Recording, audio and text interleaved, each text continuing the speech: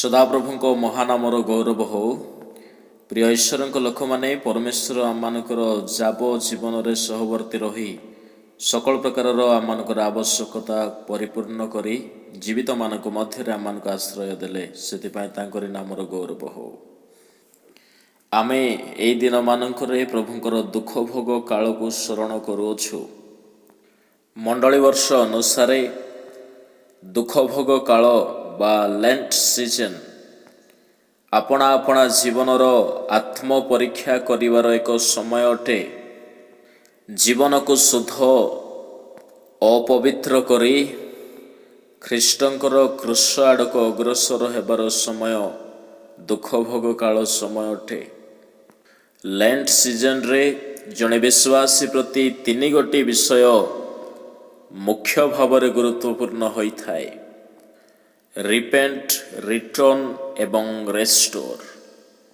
ଯଦି ଆମେ ବିଗତ ସମୟମାନଙ୍କରେ କୌଣସି ପାପରେ ଆପଣା ଆପଣା ଜୀବନକୁ କଳୁଷିତ କରିଅଛୁ, ତେବେ ଦୁଃଖ ଭୋଗ କାଳ ଏକ କାଳ ଯେଉଁ କାଳରେ ଆମେ ଅନୁତାପ କରି ଖ୍ରୀଷ୍ଟଙ୍କର ରକ୍ତ ଦ୍ୱାରା ଆପଣା ଆପଣାକୁ ଶୁଚି ଓ ପବିତ୍ର କରିପାରୁ। ଦୁଃଖ ଭୋଗ କାଳରେ ରିଟର୍ଣ୍ଣ ହେବା ପାଇଁ, ଫେରିବା ପାଇଁ, ମନ ପରିବର୍ତ୍ତନ କରିବା ପାଇଁ ଜଣେ ବିଶ୍ୱାସୀ ପ୍ରସ୍ତୁତ ହୋଇଥାଏ। ଏବଂ ତୃତୀୟତଃ, ଜଣେ ବିଶ୍ୱାସୀ ପ୍ରଥମେ ଅନୁତାପ କରି ମନ ପରିବର୍ତ୍ତନ କରି ଆପଣାକୁ ପୁନଃ ସଂସ୍ଥାପନ କରିବା ପାଇଁ ଦୁଃଖ ଭୋଗ କାଳରୁ ସେ ଚେଷ୍ଟା କରିବା ଦରକାର। ପ୍ରିୟ ମୋର ପ୍ରଭୁଙ୍କ ଲୋକମାନେ, ଏହି ତିନି ଗୋଟି ଶବ୍ଦକୁ, ରିପେଣ୍ଟ, ରିଟର୍ଣ୍ଣ ଆଉ ରେଷ୍ଟୋରକୁ ଜଣେ ବିଶ୍ୱାସୀ କେଉଁ ପ୍ରକାରେ ଅନୁଭବ କରିବା ଦରକାର, ଏକ ଛୋଟ ଦୃଷ୍ଟାନ୍ତ ମାଧ୍ୟମରେ ମୁଁ କହିବା ପାଇଁ ଚାହେଁ। କିଛି ବେଳାରେ ଅନେକ କହନ୍ତି ଆମେ ଅନୁତାପ କରିଅଛୁ, ଆମେ ଫେରିଅଛୁ, ପୁନଃ ସଂସ୍ଥାପନ କରିଅଛୁ, କିନ୍ତୁ ତାହା କ୍ଷଣିକ ସମୟ ପାଇଁ ହେଇଥାଏ। ଆମ ମନରେ ଏକ ପ୍ରଶ୍ନ ଆସେ, ଯଦି ଆମେ ଅନୁତାପ କଲୁ ତେବେ ପୁନର୍ବାର କାହିଁକି ଆଉ ଆମେ ପାପ କରୁଅଛୁ? ଯେଉଁ ବ୍ୟକ୍ତି ଅନୁତାପ କରିକି ପାପ କରେ, ତାମାନେ ସେ ବାସ୍ତବରେ ଅନୁତାପ କରିନାହିଁ। ଯେହେତୁ ଯଦି ଜଣେ ଅନୁତାପ କରେ, ପୁନର୍ବାର ସେ ପାପ କରିପାରିବ ନାହିଁ। ଧରି ନିଅନ୍ତୁ, ଜଣେ ବ୍ୟକ୍ତି ଏକ କାର୍ ଜରିଆରେ ଗୋଟିଏ ସ୍ଥାନକୁ ଯାଉଥାନ୍ତି। ସେ ନିର୍ଭୀକ ଭାବରେ ଅନ୍ୟମନସ୍କତାର ସହିତ, ବଡ଼ ଆନନ୍ଦର ସହିତ ସେ ଡ୍ରାଇଭ କରିକି ଯାଉଛନ୍ତି। ତାଙ୍କୁ କୌଣସି ବିପଦର ଭୟ ନାହିଁ। ଏହିପରି ଅବସ୍ଥାରେ ଯାଉଥିବା ବେଳେ ସମ୍ମୁଖରେ ଗୋଟିଏ ଛକଟେ ପଡ଼ିଲା ଏବଂ ସେଇ ଛକର ଆର ପଟରୁ ହଠାତ୍ ଗୋଟେ ବଡ଼ ଟ୍ରକଟେ ଆସିଲା। ଆକ୍ସିଡେଣ୍ଟ ହେବାର ସମ୍ଭାବନା ଥିଲା, କିନ୍ତୁ ଭାଗ୍ୟବଶତଃ ସେହି କାରଟି ଆକ୍ସିଡେଣ୍ଟ ନ ହୋଇ ସୁରକ୍ଷିତ ରହିଗଲା। ଏପରି ସମୟରେ ସେହି ଗାଡ଼ି ଚାଳକଙ୍କର ହୃଦୟର ଅବସ୍ଥା କ'ଣ ହେଇଥିବ? ସେ ଭାବି ମଧ୍ୟ ନଥିଲେ ଏ ପ୍ରକାର ଅଘଟଣଟେ ଘଟିବା ପାଇଁ ଯାଉଥିଲା ବୋଲି। ହଠାତ୍ ତାଙ୍କର ହୃଦୟର ସ୍ପନ୍ଦନ ବଢ଼ିଯିବ। ସେ ଦୀର୍ଘ ନିଶ୍ୱାସ ତ୍ୟାଗ କରିବାକୁ ଲାଗିବେ।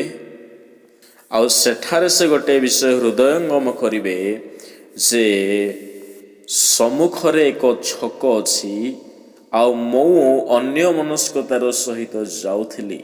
ଛକ ସ୍ଥାନରେ ମୋହର ଗୋଟିଏ ଚାଳକ ଭାବରେ କେଉଁ ପ୍ରକାର କର୍ତ୍ତବ୍ୟ ରହିବ, କ'ଣ କରିବା ଦରକାର, ତାହା ନ କରିବା ଭୁଲ ସକାଶୁ ମୁଁ ଆଜି ଆକ୍ସିଡେଣ୍ଟ ହେବାକୁ ଯାଉଥିଲି। ଏହା ଭାବି ସେ ଧଇଁ ସଇଁ ହୋଇଯିବେ।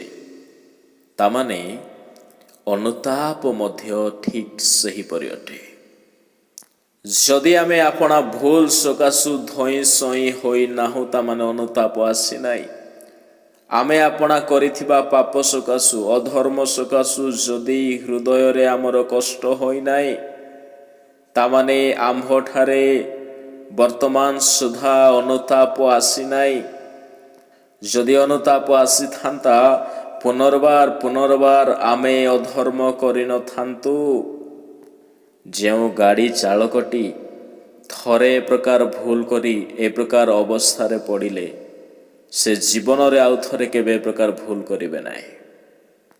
ସେ ଯେଉଁ ଛକରେ ପହଞ୍ଚୁ ପହଞ୍ଚୁ ମଧ୍ୟ ଆପଣଙ୍କୁ ସଜାଗ କରିବେ। କାହିଁକି? ସେ ଜାଣିଛନ୍ତି ଥରେ ଗୋଟିଏ ଭୁଲ ସକାଶୁ ତାହାଙ୍କର ପ୍ରାଣ ଯିବାକୁ ପଡ଼ିଥାନ୍ତା। ଏହି ଦୃଷ୍ଟାନ୍ତରେ ରିପେଣ୍ଟ, ରିଟର୍ନ ଆଉ ରେଷ୍ଟୋର ତିନି ଗୋଟି ବିଷୟ ପରିଲକ୍ଷିତ ହେଉଅଛି। ସେ ଲୋକଟି ଆପଣା ଭୁଲକୁ ମାନିଲା, ସେଥିସକାଶୁ ଦୁଃଖିତ ହେଲା, ତାମାନେ ତାଙ୍କ ମଧ୍ୟରେ ରିପେଣ୍ଟ ଆସିଗଲା।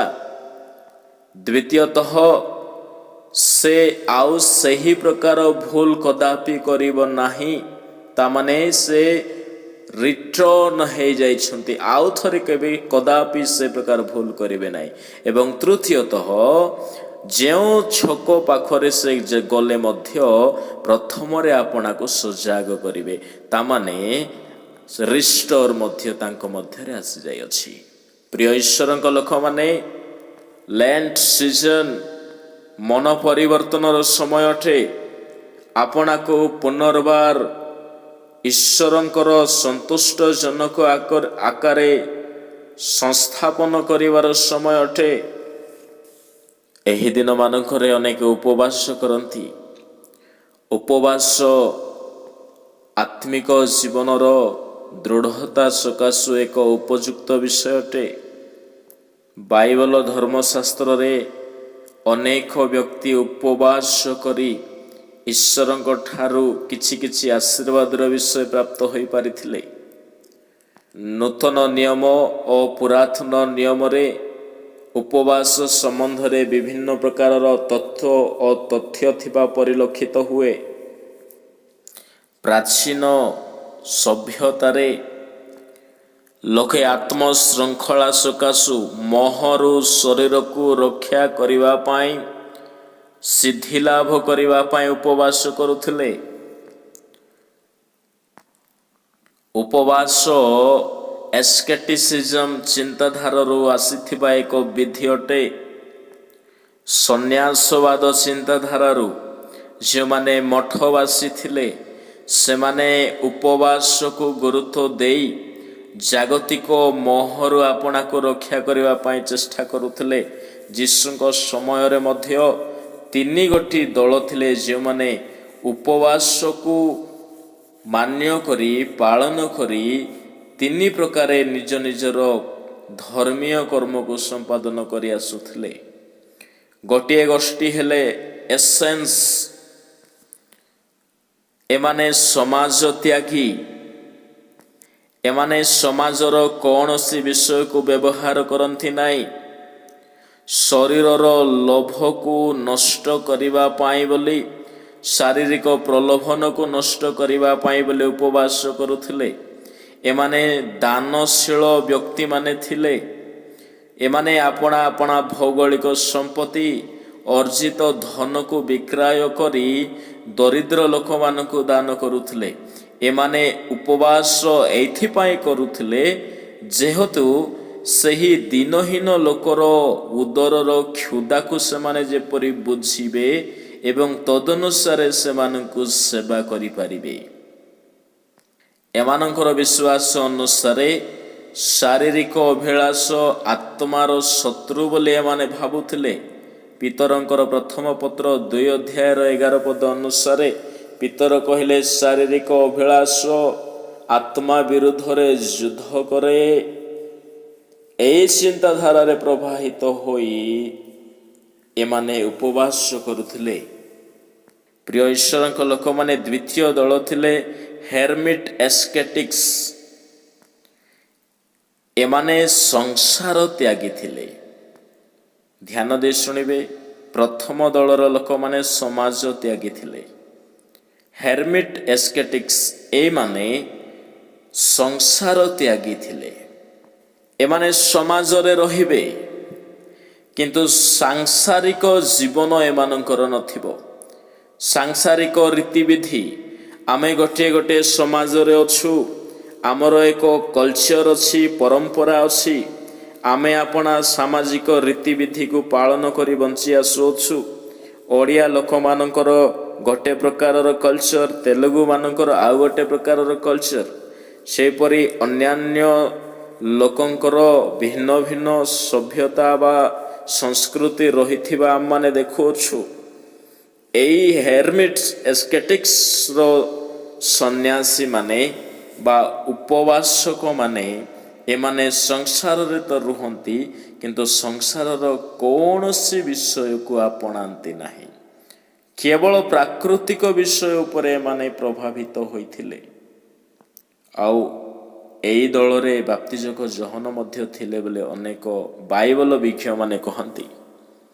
जेहेतु बाप्तिजक जहन से प्राकृतिक विषय उपरे निजर जीवन को काटिथिले, ताहांकर वस्त्र जागतिक वस्त्र नथिला, ओटोलमर वस्त्र से पिंधुथिले, ताहांकर खाद्य आंभर खाद्य परि नथिला, से बन मधु खाउथिले। पुणी एही दलीय लोक माने नैतिक जीवन को अति गुरुत्व दौथिले। प्रिय ईश्वर लोक माने एथिपाई बाप्तिजक जहन अति दंभर सहित कहते मन परिवर्तन उपयुक्त फल उत्पन्न कर, जार दुई गोटी अंग रखा अछि से जार नाही ताहाकु देउ, जार खाद्य अछि से मध्य अन्य को किछि खाद्य देउ। तामाने ताहांकर चिंताधारा नैतिक जीवन उपर आधारित थिला। एवं तृतीय दलीय लोक माने जे मानकु मॉडरेट एस्केटिक्स बोली कहा जाए, एमाने उपवास करंती प्रार्थनार सहित प्रभुको वाक्य पाइबा पाई, ऐश्वर्य शक्ति पाइबा पाई, पवित्र आत्मा को दान पाइबा पाई, ईश्वरंकर अनेक आश्चर्यजनक विषय उपलब्धि हेबा पाई। लोक मंगल सुसमाचार 2 अध्यायर 37 पदरे हान्ना नामनी भाववादिनी उपवास और प्रार्थना करुथिले। एमाने संसार त्यागी नथिले, क्षमा समाज त्यागी नथिले, एमाने मंदिर रे रही उपवास करी प्रभुंको ठारे प्रार्थना रे निविष्ट रहुथिले। एई 3 प्रकार दलर लोक माने 3 गोटी उद्देश्य उपवास करुथिले। सेमानंकर उद्देश्य भिन्न भिन्न थाई पारे, किंतु सेमानंकर उपवास रे एक सत्यता थिला। किंतु आजिकाली डाइटिंग करी करी मध्य उपवास रो ना दिया जाउछि। आपण गोटिए बेला न खाइले ताहा उपवास हे जाए नाही। जदि आपणकर उपवास रे ईश्वरंकर वाक्य नथिबो, आपणक ठारे नैतिक मनोभाव नथिबो, तेबे ताहा उपवास न होई केवल आपणकर ओजन कमाइबार गोटे उपाय होई परिबो। किछि किछि लोक रात्र रे बहुत भल कि पेटे खाई कि सकाळे उपवास करंती। किछि लोक उपवासर टाइमिंग को सठिक भाव में व्यवहार करते, जे एतिकी रु एतिकी टाइम मध्य मु उपवास करी आगरू गणिकी रखते। जेतेबेले समान टाइम हे जिवो खाइबा खोजी बुलंती। प्रियमर ईश्वरक लोक माने उपवास पाई बोले एक प्रस्तुतिर आवश्यकता अछि। जीशु कहिले उपवास करिबा समय कपटी मानक परि हुओ नाही। माथियो 6 अध्याय 16 रु 18 पदरे लिखा जाए, उपवास करिबा समय रे विषण्ण बदन हुओ नाही, क्षोभा लोक देखाइबा निमंते मुख मलिन कर नाही, ताहा तो साधुक्य फारुसी मान करंती। किंतु 17 पदरे लिखा जाए, तुम्हे उपवास करिबा समय रे तुम्भ मस्तक रे तैल लगाओ और मुख प्रक्षालन करो। ତାମାନେ ଯୀଶୁଙ୍କ କହିବା ଅନୁସାରେ ଦୁଇ ଗୋଟି ପ୍ରସ୍ତୁତିର କଥା ଏଠାରେ ଲେଖାଯାଏ। ତୈଳ ଲଗାଅ ଆଉ ମୁଖ ପ୍ରକ୍ଷାଳନ କର। ଏହାର ଆତ୍ମିକ ଅର୍ଥ କେବଳ ଗାଧାଇ ମୁଣ୍ଡରେ ତେଲ ଲଗାଇ ମୁହଁ ଧୋଇକି ସେଦିନ ନ ଖାଇବା ଅର୍ଥରେ ବୁଝାଯାଏ ନାହିଁ। କିଛି ଲୋକ ଥିବେ ଏହି ବାକ୍ୟକୁ ବାହିକ ଭାବରେ ପାଳନ କରନ୍ତି। ତୈଳ ଲଗାଅ କହିଲେ ଏକ ଅଭିଷିକ୍ତତାର ବିଷୟକୁ ଯୀଶୁ ଦର୍ଶାଇଲେ। ଏନଏଣ୍ଟିଂ ଦ ହେଡ୍। ଇସ୍ରାଏଲୀୟ ମାନଙ୍କ ମଧ୍ୟରେ ତୈଳ ଅଭିଷିକ୍ତକରଣ ସକାଶୁ ବୋଲି ବ୍ୟବହାର କରାଯାଉଥିଲା। ଯେ ଅଭିଷିକ୍ତ କରାଯିବେ ତାହାଙ୍କର ପଛରେ ବୋଲି ଗୋଟିଏ ଉଦ୍ଦେଶ୍ୟ ମଧ୍ୟ ରଖାଯାଉଥିଲା। ପ୍ରିୟ ଈଶ୍ୱରଙ୍କ ଲୋକମାନେ, ଏନଏଣ୍ଟେଡ୍ ୱାନ୍ କହିଲେ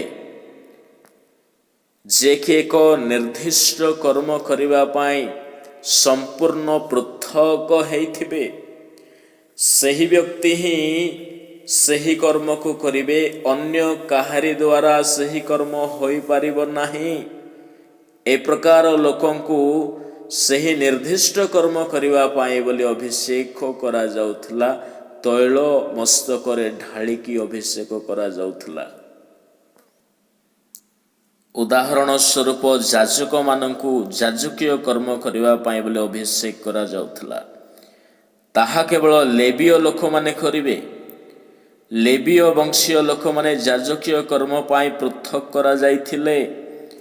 ଏଣୁ ସେମାନଙ୍କୁ ଅଭିଷିକ୍ତତା ଦିଆଯାଉଥିଲା। ପୁଣି ମଧ୍ୟ ଇସ୍ରାଏଲୀୟ ରାଜାମାନଙ୍କୁ ଅଭିଷେକ କରାଯାଉଥିଲା। ପ୍ରଥମ ସାମୁଏଲ 10 ଅଧ୍ୟାୟର ପ୍ରଥମ ବାକ୍ୟରେ ଲେଖାଯାଏ, ସାଉଲ ରାଜାଙ୍କୁ ଅଭିଷେକ କରାଗଲେ।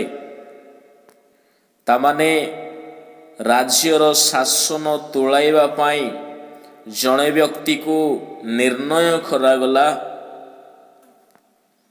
ଆଉ ତାହାଙ୍କୁ ରାଜ୍ୟଭାର ଦେବା ପାଇଁ ବୋଲି ଅଭିଷେକ କରାଗଲା। ପୁଣି ମଧ୍ୟ ଯୀଶୁ ଆପଣା ମୃତ୍ୟୁ ପୂର୍ବରୁ ମଧ୍ୟ ଅଭିଷେକ କରାଗଲେ। ଯୋହନ 12 ଅଧ୍ୟାୟର 3 ପଦରେ ଯେତେବେଳେ ମରିୟମ ସୁଗନ୍ଧି ତୈଳ ଆଣି ତାହାଙ୍କ ମସ୍ତକକୁ ସିକ୍ତ କଲେ, ତାହା ଏକ ପ୍ରକାରର ଅଭିଷିକ୍ତତା ଥିଲା। ଯେହେତୁ ଯୀଶୁ ଏକ ମହାନ କର୍ମ କରିବା ପାଇଁ ବୋଲି ପୃଥକ କରାଯାଇଥିଲେ, ଯାହାଙ୍କର ବିନା କୌଣସି ଦେବ ଦେବୀ ମନୁଷ୍ୟଠାରେ ସେହି କର୍ମ ସାଧନ ହୋଇପାରିବ ନାହିଁ। ଜଗତର ପ୍ରାୟଶ୍ଚିତ, ଜଗତର ପାପକୁ ମୋଚନ କରିବା ପାଇଁ ସେ ସମ୍ପୂର୍ଣ୍ଣ ପୃଥକ କରାଯାଇଥିଲେ। ଆଉ ତା ପୂର୍ବରୁ ସେ ମଧ୍ୟ ଅଭିଷେକ କରାଗଲେ। ତାମାନେ ଏନଏଣ୍ଟିଂ କହିଲେ ଏକ ନିର୍ଦ୍ଦିଷ୍ଟ କର୍ମ କରିବା ପାଇଁ ପୃଥକ କରାଯାଇଥିବା ବ୍ୟକ୍ତିକୁ ଏନଏଣ୍ଟେଡ୍ ପର୍ସନ ବୋଲି କୁହାଯାଏ, ଯାହାକୁ ତୈଳ ଲଗାଇ ଅଭିଷେକ କରାଯାଉଥିଲା। ତାମାନେ ଉପବାସ କରିବା ପୂର୍ବରୁ ଏହା ଆମ୍ଭମାନଙ୍କର ପ୍ରଥମ ପ୍ରସ୍ତୁତି ଅଟେ ଯେ କିଛି ନିର୍ଦ୍ଦିଷ୍ଟ କର୍ମ କରିବା ପାଇଁ ଆପଣା ଆପଣା ମସ୍ତିଷ୍କରେ ଆମେ ସଂକଳ୍ପବଦ୍ଧ ହେବା ଦରକାର। କିଛି ୟୁନିକ୍ କର୍ମ ଯାହା ପରମେଶ୍ୱରଙ୍କର ଦ୍ୱାରା ହିତଜନକ ହେବ, ଲୋକଙ୍କର ମଙ୍ଗଳଜନକ ହେବ, ଏ ପ୍ରକାର କର୍ମ କରିବା ପାଇଁ ମସ୍ତିଷ୍କରେ ଆମେ ସଂକଳ୍ପବଦ୍ଧ ହେବା ଦରକାର। ଯିଶାୟ ପୁସ୍ତକ 58 ଅଧ୍ୟାୟରେ ପ୍ରଭୁ କହିଲେ, ତୁମେ ନଳବୃକ୍ଷ ପରି ଆପଣା ମସ୍ତକ ଅବନତ କରୁଅଛ, ତାହା କି ଉପବାସ? ଯିଶାୟ 58 ଅଧ୍ୟାୟର 4 ପଦରେ ଲେଖାଯାଏ, ତୁମ୍ଭେମାନେ ବିବାଦ କଳହ ନିମନ୍ତେ ଆଉ ଦୁଷ୍ଟତା ରୂପ ମୁଷ୍ଟି ଦ୍ୱାରା ଆଘାତ କରିବା ନିମନ୍ତେ ଉପବାସ କରୁଅଛ। ତୁମ୍ଭମାନଙ୍କ ରୋବ ଊର୍ଦ୍ଧ୍ୱରେ ଯେପରି ଶୁଣାଯିବ, ଏପରି ଉପବାସ ଆଜି ତୁମ୍ଭେମାନେ କରୁନାହଁ। ତାମାନେ ଉପବାସ କେବଳ ସ୍ୱାର୍ଥ ହାସଲ ସକାଶେ ନୁହେଁ, ଏହା ଅନ୍ୟର ହିତ ସକାଶୁ ମଧ୍ୟ ଅଟେ।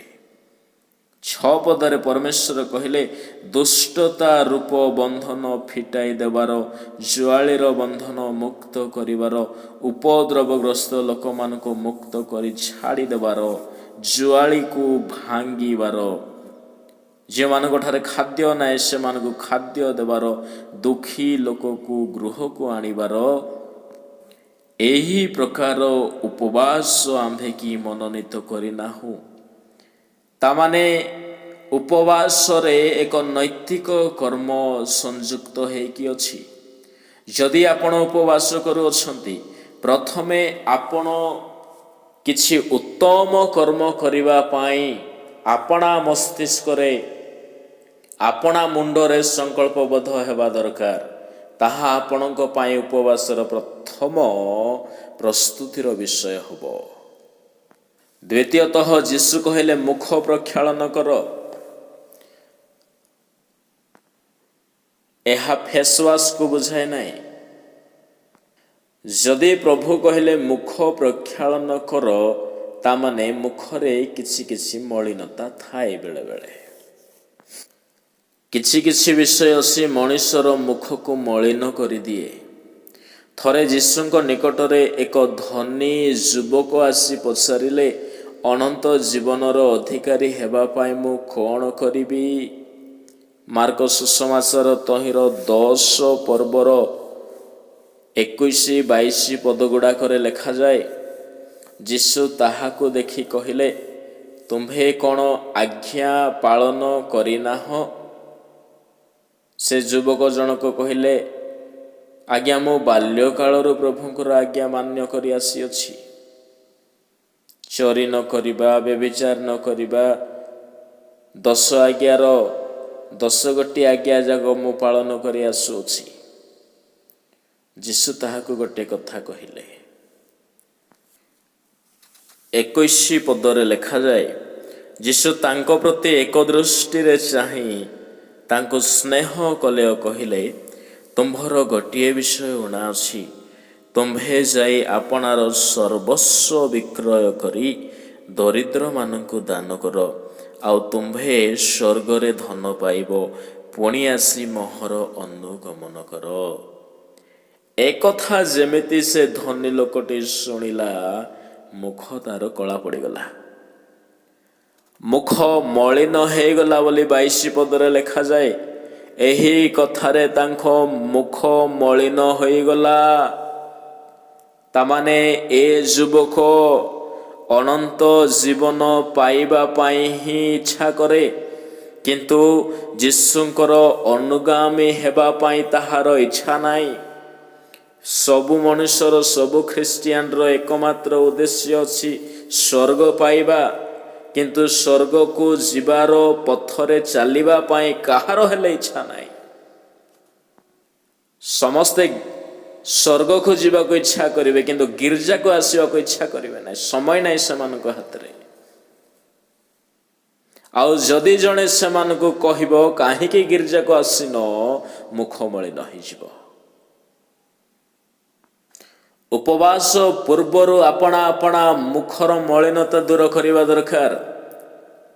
ଆମେ ଅରିଜିନାଲ ପ୍ରଭୁ ସୃଷ୍ଟି କରିଥିବା ମଣିଷ ପରି ଦେଖାଯିବା ଦରକାର।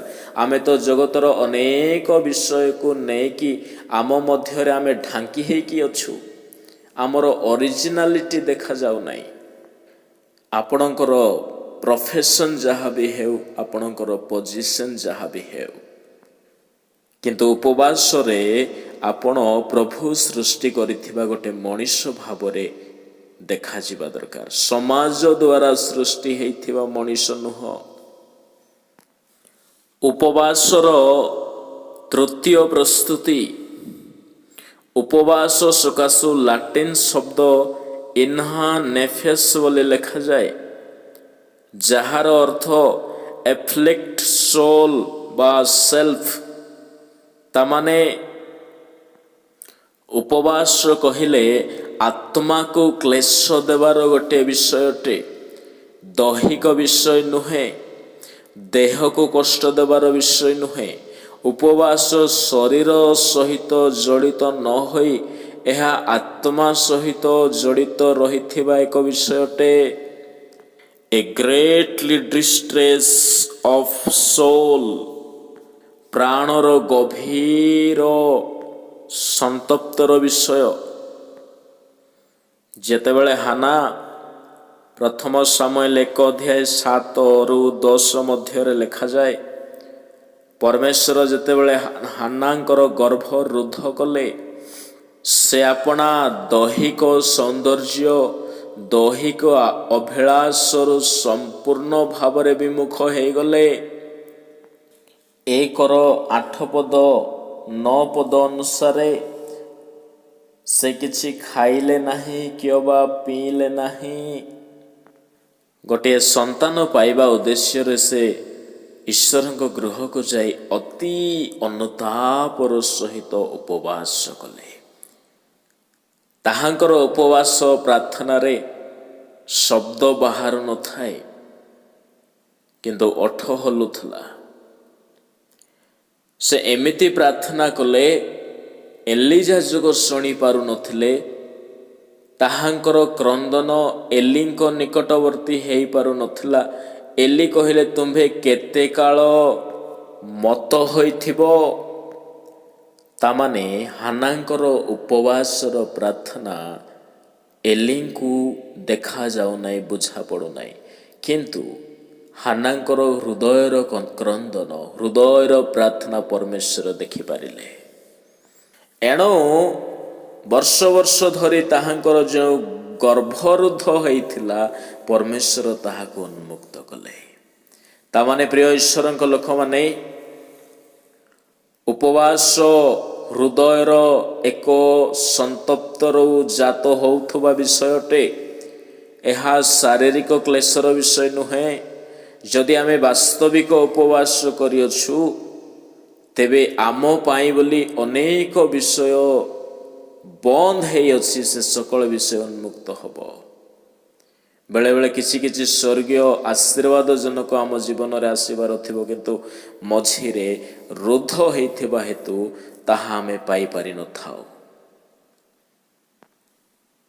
ଆମ ପାରିବାରିକ ଜୀବନର ଶାନ୍ତି ରୁଦ୍ଧ ହୋଇଥିବ, ଆମଠାରେ ଆସୁଥିବା ଈଶ୍ୱରଙ୍କର ଆତ୍ମାଙ୍କର ଦାନ ରୁଦ୍ଧ ହୋଇଥିବ, ଆମ୍ଭର ଅନେକ ସଫଳତାର ମାର୍ଗ ରୁଦ୍ଧ ହୋଇଥିବ, ଆତ୍ମିକ ଜୀବନର ଉନ୍ନତି ରୁଦ୍ଧ ହୋଇଥିବ। ଏହି ଦିନମାନଙ୍କରେ ମୁଁ ଆପଣମାନଙ୍କୁ ଉତ୍ସାହିତ କରିବା ପାଇଁ ଚାହେଁ, ଉପବାସ ଯଦି ଆପଣଙ୍କର ସମ୍ପୂର୍ଣ୍ଣ ବାସ୍ତବିକ ହୋଇଅଛି, ପରମେଶ୍ୱର ସେ ସକଳ ପ୍ରକାରର ରୁଦ୍ଧ ଦ୍ୱାର ସକଳକୁ ଉନ୍ମୁକ୍ତ କରିବେ। ଏବଂ ଚତୁର୍ଥ ପ୍ରସ୍ତୁତିର ବିଷୟ, ଉପବାସ ପାଇଁ ବୋଲି ଆମ୍ଭର ଜୀବନରେ ଏକ ନ୍ୟାଚୁରାଲ ଦୁଃଖ ଆସିବା ଦରକାର। ପ୍ରକୃତ ଦୁଃଖ, ନ୍ୟାଚୁରାଲ ଗ୍ରିଫ୍। ବେଳେବେଳେ ଆମେ ଉପବାସ କରିବା ପୂର୍ବରୁ ଆମେ ଏକ ନିୟମ କରିଥାଉ ଯେ ଉପବାସରେ ମୁଁ ଖାଇବି ନାହିଁ। କିନ୍ତୁ ଯଦି ଆମ୍ଭର ହୃଦୟରୁ ଏକ ବାସ୍ତବିକ ସନ୍ତପ୍ତ ଜାତ ହୁଏ, ଶୋକ ଜାତ ହୁଏ, ତେବେ ଅଟୋମେଟିକାଲି ଆପଣ ଆପଣା ଦେହରୁ ଭୋକକୁ ଦୂର ହୋଇଥିବାର ଅନୁଭବ କରିବେ। ଆପଣ ନିଷ୍ପତ୍ତି ନେବାର ଆବଶ୍ୟକ ନାହିଁ ଯେ ଆପଣ ଖାଇବେ କିମ୍ବା ନ ଖାଇବେ। ଅଟୋମେଟିକାଲି ଆପଣଙ୍କ ଦେହରେ ଭୋକ ନଥିବ। ଗୋଟିଏ ଉଦାହରଣ ସ୍ୱରୂପ ମୁଁ କହିବା ପାଇଁ ଚାହେଁ, ଯେବେ ଆମେ ଆପଣା ଅତି ନିଜର କାହାକୁ ଯଦି ଆମେ ହରାଇ ବସୁ, ସେତିକି ବେଳେ ଆମଠାରେ ଏକ ନ୍ୟାଚୁରାଲ ଗ୍ରିଫ୍, ନ୍ୟାଚୁରାଲ ଦୁଃଖ ଦେଖାଯାଏ। ଯଦି ଆପଣ ଖାଇ ବସିଛନ୍ତି କିମ୍ବା ଭୋକ ଲାଗୁଛି ଆପଣଙ୍କୁ, ଆଉ ସେତିକି ବେଳକୁ ଗୋଟିଏ ଦୁଃଖ ଖବର ଯଦି ଆପଣ ଶୁଣିଲେ ବା ଜାଣିବାକୁ ପାଇଲେ, ଆପଣଙ୍କର ଭୋକ ଦୂର ହୋଇଯିବ, ଆପଣଙ୍କର ଖାଇବା ବନ୍ଦ ହୋଇଯିବ। ଏହି ପ୍ରକାରେ ଯଦି ଆମେ ଉପବାସ କରିଅଛୁ, ତେବେ ନିଶ୍ଚିତ ଭାବରେ ଆମ୍ଭର ଉପବାସ ଫଳଦାୟକ ଉପବାସ ହେବ। ଯୀଶୁ କହିଲେ, ଗୋପନୀୟ ଉପବାସରେ ପରମେଶ୍ୱର ଫଳ ଦେବେ। ମାଥିଓ 6:18 ଯେପରି ଲେଖାଯାଏ, ତୁମେ ଉପବାସ କରୁଅଛ ବୋଲି ଲୋକଙ୍କ ସାକ୍ଷାତରେ ଦେଖା ନଯାଇ ଗୋପନରେ ଥିବା ତୁମ୍ଭ ପିତାଙ୍କ ସାକ୍ଷାତରେ ଦେଖାଯିବ। ଆଉ ତୁମ୍ଭର ପିତା ଯେ ଗୋପନରେ ଦେଖନ୍ତି ସେ ତୁମ୍ଭକୁ ଫଳ ଦେବେ। ମୁଁ ଆପଣମାନଙ୍କୁ ଉତ୍ସାହିତ କରିବା ପାଇଁ ଚାହେଁ, ଆପଣଙ୍କର ଉପବାସ ଫଳପ୍ରଦ ଉପବାସ ହେଉ, ଯେପରି ଆପଣଙ୍କର ରୁଦ୍ଧ ଦ୍ୱାର ସକଳ ଉନ୍ମୁକ୍ତ ହେବ, ହରାଇଥିବା ଆଶୀର୍ବାଦକୁ ଆପଣ ଫେରି ପାଇବେ। ପ୍ରଭୁ ଆପଣ ସମସ୍ତଙ୍କୁ ଏହି ଦୁଃଖ ଭୋଗ କାଳରେ ତାହାଙ୍କର ସେହି ବହୁମୂଲ୍ୟ ରକ୍ତ ଦ୍ୱାରା ପ୍ରକ୍ଷାଳନ କରନ୍ତୁ। ଆମେନ୍।